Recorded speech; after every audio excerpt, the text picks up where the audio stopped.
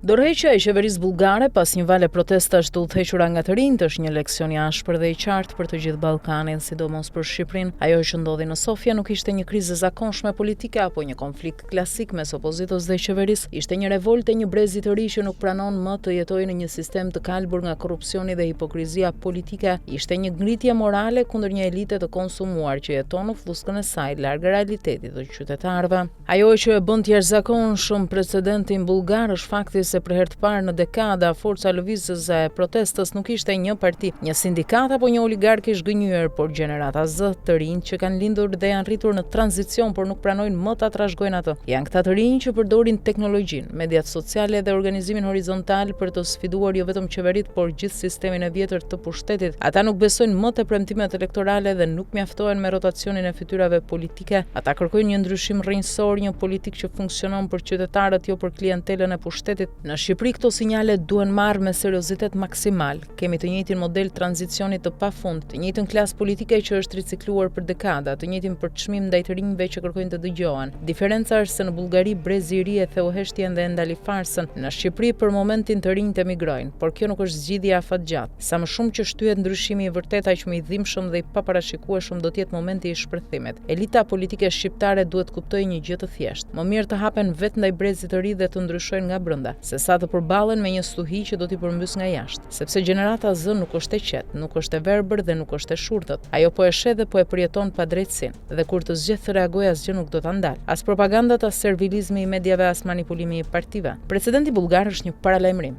Shqipëria duhet të reflektojë.